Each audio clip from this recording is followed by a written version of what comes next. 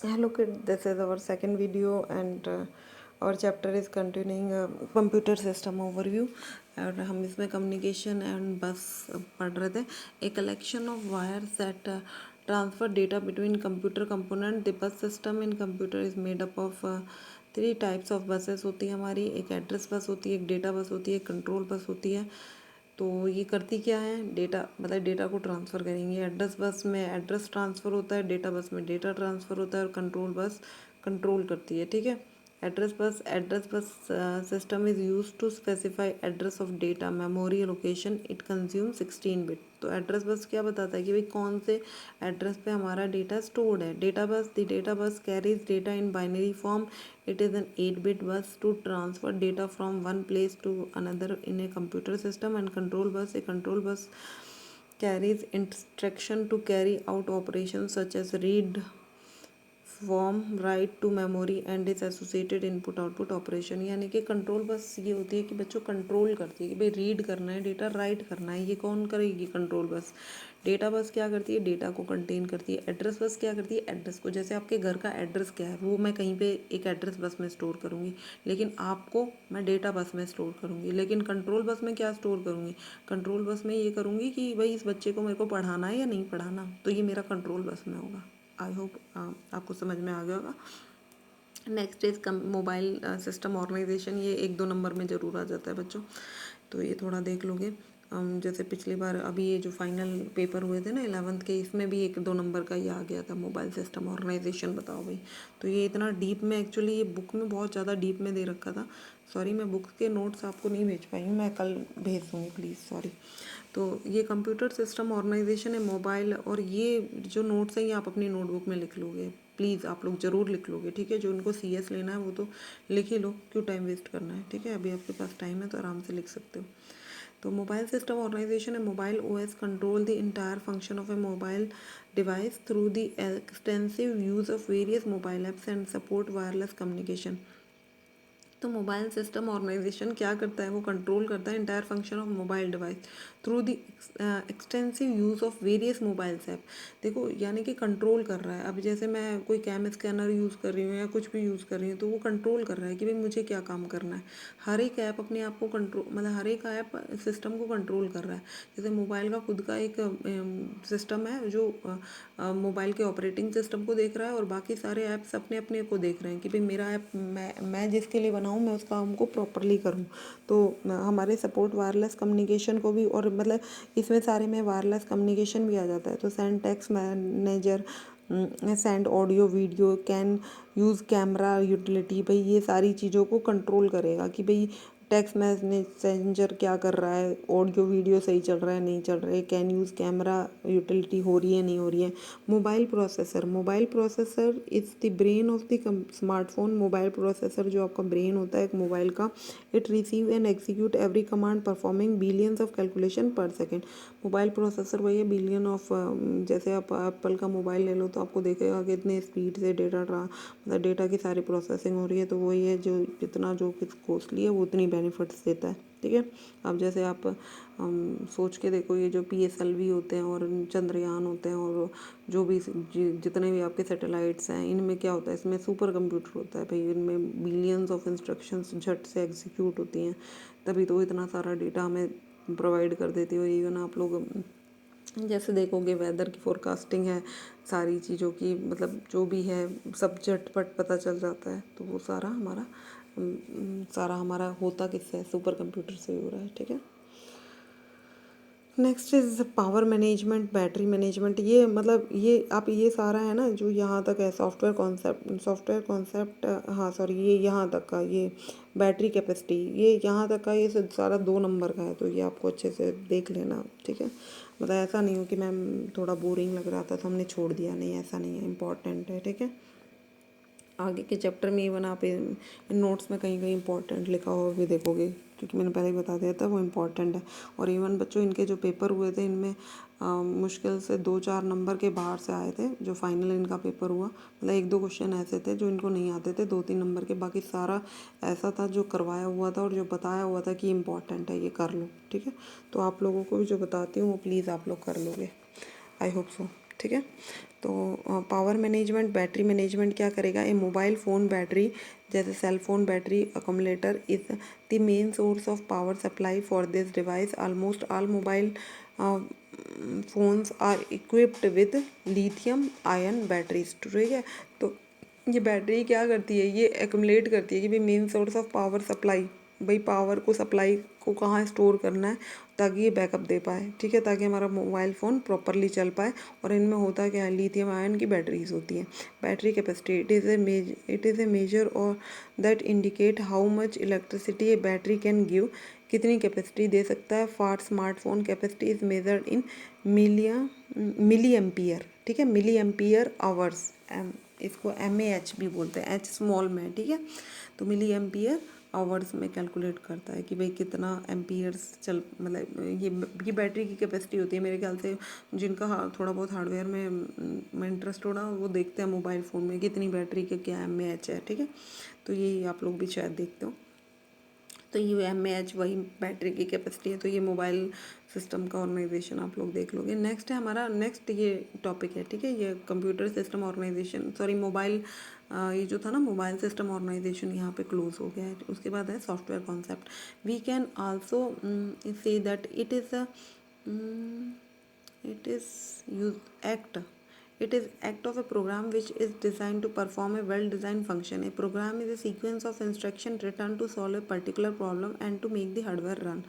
अब software concept है क्या भाई, सॉफ्टवेयर बना किस लिए है, वो एक स्पेसिफिक टास्क के लिए बना हुआ है, परफॉर्म वेल डिफाइंड फंक्शन। कि भाई जैसे देखो कोई भी आप इंस्टॉल करते हो, आप ऐप इंस्टॉल करते हो, आप कोई गेम इंस्टॉल करते हो मान लो अपने मोबाइल में, तो ऐसा नहीं होता कि गेम पढ़ाई कराने लग जाता है। पढ़ाई वाला गेम इंस्टॉल करोगे तो पढ़ाई कराएगा, अदरवाइज़ आपने कार रेसिंग इंस्टॉल किया है तो कार रेसिंग ही होती है। तो यानी कि हर एक ऐप को पता है कि वो किस लिए बना है और उसे क्या काम करना है। तो सॉफ्टवेयर कॉन्सेप्ट भी यही है कि ये डिज़ाइन किया गया है परफॉर्म वेल डिफाइंड फंक्शन, कोई डिफाइंड फंक्शन है उसी को करना है, ठीक है। तो वही सॉफ्टवेयर का कॉन्सेप्ट रहता है कि कौन सा सॉफ्टवेयर किसके लिए डिज़ाइंड है। जब जैसे कि गूगल है भाई किस लिए, सर्चिंग के लिए। अब जीमेल है वो किस लिए, मेलिंग के लिए है। तो हर एक का जैसे मैसेजेस है, मैसेज पास करेगा, ये थोड़ी है कि गाने सुनाने लग जाएगा, ठीक है। तो सॉफ्टवेयर के कॉन्सेप्ट्स होते हैं कि कौन सा सॉफ्टवेयर किस काम के लिए हुआ होगा। टाइप्स ऑफ सॉफ्टवेयर है, कैसे कैसे हैं, system software, application software, utility software और लाइब्रेरीज। अब सिस्टम सॉफ्टवेयर जो सिस्टम को रन करवाए। अब सिस्टम को रन करवाए, देखो आपकी बॉडी है, उसमें आपका बोन्स है, आपकी हार्ट है, हर किसी का एक फंक्शन है। तो ये करते क्या है, ये हमारे बॉडी को रन कराने में हेल्प करता है। तो वैसे ही आपका जो ऑपरेटिंग सिस्टम होता है, जैसे आप विंडो कहते हो, जैसे आप विंडो कहते हो, इसमें एंड्रॉयड होता है, तो एंड्रॉयड iOS, तो ये iOS ऑपरेटिंग सिस्टम होता है। ऑपरेटिंग सिस्टम किस काम में होता है, सिस्टम का सॉफ्टवेयर होता है जो सिस्टम को रन करने में हेल्प करता है, ठीक है। System software comprises program which interact with the hardware and at the care और basis well level it direct the computer what to do and when to do and how to do. तो यानी कि system software आपके system को चलाने में काम आएगा, ठीक है। उसके बाद आ जाता है एप्लीकेशन सॉफ्टवेयर। तो यानी कि बेसिक है, जैसे ऑपरेटिंग सिस्टम है ना, आप किसी में विंडो डालते हो, किसी में विंडो 2000 डालते हो, किसी में विंडो XP डालते हो, तो ये क्या करता है, इससे कोई ऐप नहीं चलने लग जाती अपने आप, पर ये क्या करता है, एक प्लेटफॉर्म जनरेट कर देता है जिसके ऊपर आप अपनी ऐप्स डाल सकते हो।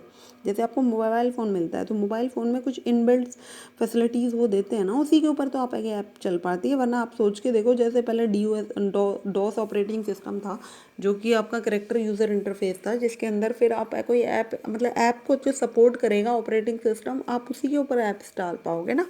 तो बेसिक यानी कि ऑपरेटिंग सिस्टम है जो हार्डवेयर से इंटरेक्शन प्रोड्यूस करता है, कि हार्डवेयर डिवाइसेस से जो इंटरेक्शन प्रोड्यूस करेगा, वो वाले सॉफ्टवेयर कैसे होते हैं, सिस्टम सॉफ्टवेयर, जो सिस्टम को चलाने में हेल्प करें। ये आपकी कोई मदद इन जनरल नहीं कर पाएंगे, बट इनके ऊपर आप ऐप इंस्टॉल कर लोगे, ठीक है। Different types of system software: reading data, transferring data, translating data, sorry, controlling data, processing और जनरेटिंग आउटपुट। ये आपको समझ में आ गया। नेक्स्ट आ जाता है एप्लीकेशन सॉफ्टवेयर। एप्लीकेशन सॉफ्टवेयर कौन से होते हैं, जैसे ऐप्स हैं, ठीक है, are brought by the user to perform specific application, कोई स्पेसिफिक एप्लीकेशन के लिए जो बनाया जाता है। एप्लीकेशन सॉफ्टवेयर दो क्लासिफाइड होते हैं, जनरल पर्पस एप्लीकेशन सॉफ्टवेयर और स्पेसिफिक पर्पस। अब देखो जनरल पर्पस कौन सा होता है कि जैसे वर्ड प्रोसेसिंग सॉफ्टवेयर है, अब वर्ड प्रोसेसिंग में आप चाहे किसी भी वर्ड का डेटा उठाओ, मतलब आप अपनी वर्ड की एक फ़ाइल के अंदर कैसा भी डेटा बना सकते हो। आप क्वेश्चन पेपर भी बना सकते हो और आपका मन करे तो आप नोट्स भी बना सकते हो। तो वो क्या होते हैं, वो जनरल पर्पज़ होते हैं। इसका सबसे अच्छा एग्जांपल होता है जैसे आप मॉल में जाते हो, आपको क्या मिलता है, शर्ट्स के साइजेस मिलते हैं, तो वो जनरल पर्पज़ है कि भाई 12 साइज़ है तो 12 साइज़ आपको आता है तो ठीक है, नहीं आता तो वो 12 वाला साइज़ है ना, सबके लिए जनरल सोच के बनाता है। लेकिन वो क्या होता है, किसी के टाइट भी हो सकता है और किसी के ढीला भी हो सकता है। तो ऐसे ही जनरल पर्पज़ एप्लीकेशन सॉफ्टवेयर जो फ्रीली आपको अवेलेबल मिल जाते हैं आसानी से, ठीक है। तो ये जनरल वे में बनाए जाते हैं, इनको स्पेसिफिक नहीं कह सकते। जैसे मैं एक सॉफ्टवेयर बनाऊँ, मैं लाइब्रेरी मैनेजमेंट बनाऊँ अपने स्कूल के लिए, तो भाई मेरे जो स्कूल की जो स्ट्रेंथ है उसके अकॉर्डिंग बनाऊँगी ना। लेकिन अगर कोई एक लाइब्रेरी मैनेजमेंट सिस्टम मुझे मिल जाता है जो मुझे ऑनलाइन कहीं पे भी फ्री में मिल जाता है, तो अब उसने हमारे केवी नंबर 3 को सोच के नहीं बनाया होगा, उसने तो एक लाइब्रेरी को इंफ्रास्ट्रक्चर सोचा होगा कि भाई इतनी बुक्स होंगी, इतने बच्चे होंगे। वो ये नहीं सोचेगा कि फर्स्ट सेकंड के भी बच्चे हो सकते हैं, या उसमें भाई मतलब चंपक और ये सब बुक्स भी मिलेंगी, क्या क्या किस तरह की कैटेगरीज डालूँ। अब क्या पता उसने कैटेगरीज डाल रखी हो कॉलेज वाले की। तो यानी कि वो जनरल वाला आपको जनरल में मिल जाता है, आपका वो स्पेसिफिक प्रॉब्लम्स को सॉल्व करने में हेल्प इतनी अच्छे से नहीं कर पाता। बेसिक ही बात ये है।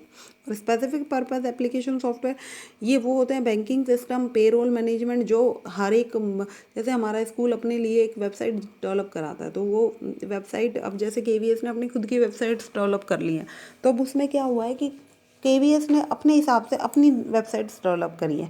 अब वो जनरल वाले में नहीं आ जाएंगी, ठीक है। जबकि जनरल वाला में क्या होता है कि भाई ये वेबसाइट का इंफ्रास्ट्रक्चर है, जैसे आपको फ्रीली मिल जाती है कई बार वेबसाइट डेवलपमेंट, तो वो क्या कैसी होती है, वो ऐसे होती है कि भाई मुझे चाहिए तो मेरे को भी वो मिल रही है, मैं उनमें बना लूँ, आप बना लो, कोई भी बना लो।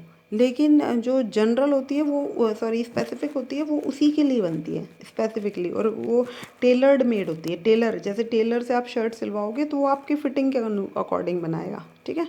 आई होप आपको समझ में आ गया हो, ठीक है।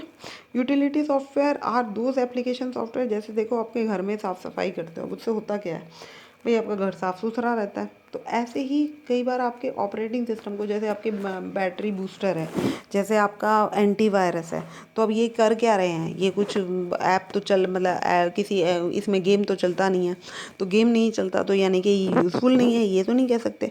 तो ये करते क्या है, जैसे एंटीवायरस सॉफ्टवेयर है, क्या करेगा भाई, वायरस को नहीं आने देगा। डिवाइस ड्राइवर है, क्या करेगा, डिवाइस की ड्राइवरिंग को स्पीड बढ़ा देगा। जैसे एनर्जी कह रही हूँ बैटरी बूस्टर है, तो वो बैटरी को बूस्ट अप कर देगा, ठीक है। आई होप आपको समझ में आ रहा हो। नेक्स्ट है ऑपरेटिंग सिस्टम। भाई पढ़ लिया हमने, ऑपरेटिंग सिस्टम क्या करता है कि आपके हार्डवेयर और सॉफ्टवेयर के बीच में इंटरेक्शन प्रोड्यूस करता है। जैसे कि हमारा यूनिक्स हो गया, लाइनेक्स हो गया, विंडो हो गया, विंडो 2000 हो गया, विंडो एक्सपी हो गया, ये सारे हमारे ऑपरेटिंग सिस्टम है। It is integrated set of specific program that is use to manage the overall operation of a computer, एक इंटरफेस की तरह प्रोड्यूस करता है। ये मैंने क्या बना रखा है, ये सॉफ्टवेयर है, सिस्टम सॉफ्टवेयर और एप्लीकेशन सॉफ्टवेयर, और ये हार्डवेयर है, और सीपीयू, रैम और इनपुट आउटपुट, और ये यूज़र है। तो अब ये जो हार्डवेयर है, इसके देखो एकदम हार्डवेयर के ऊपर ही मैंने ऑपरेटिंग सिस्टम लिखा है, ठीक है। मेरे को यहाँ पे मिल नहीं पा रहा है, सॉरी, क्या कर दिया मैंने, सॉरी, ठीक है।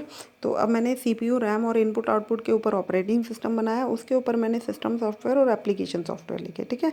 तो यानी कि ऑपरेटिंग सिस्टम बेसिक्स होता है मैम, उसके ऊपर आप जाके सिस्टम सॉफ्टवेयर इंस्टॉल करते हो ऑपरेटिंग सिस्टम के ऊपर, और उसके ऊपर यूज़र काम करता है, ठीक है। Need of an operating system, ये इंपॉर्टेंट है, आपके बारे शायद आया था, या पता नहीं फंक्शंस ऑफ ऑपरेटिंग सिस्टम आया था, सॉरी ये नहीं आया था, पर ये भी इम्पॉर्टेंट है। Need of an operating system क्या करता है भाई, प्रोसेस का एग्जीक्यूशन कराएगा, रिसोर्सेज की एलोकेशन करेगा कि भाई कौन सा सीपीयू को कितना टाइम दिया जाए, मेमोरी में कौन कौन से डेटा स्टोर किया जाए, manipulation of file system, manipulate करेगा कि भाई किसकी फ़ाइल को चेंज करना है, किसको नहीं चेंज करना है, कौन सी फाइल इस वक्त चाहिए, रिट्रीव करना है, यानी कि जब कुछ जिस फाइल की ज़रूरत होगी उसको लेके आएगा। इनपुट आउटपुट ऑपरेशंस को देखेगा कि भाई सारे सही कर रहे हैं या नहीं, एरर की डिटेक्शन करेगा। Operating system control the various system hardware and software resources, और इन हार्डवेयर और सॉफ्टवेयर रिसोर्सेज को सारों को कंट्रोल करेगा। Operating system as a resource manager. चलो बच्चों ये अब कल करते हैं, ठीक है। आई होप इतना ही काफ़ी है।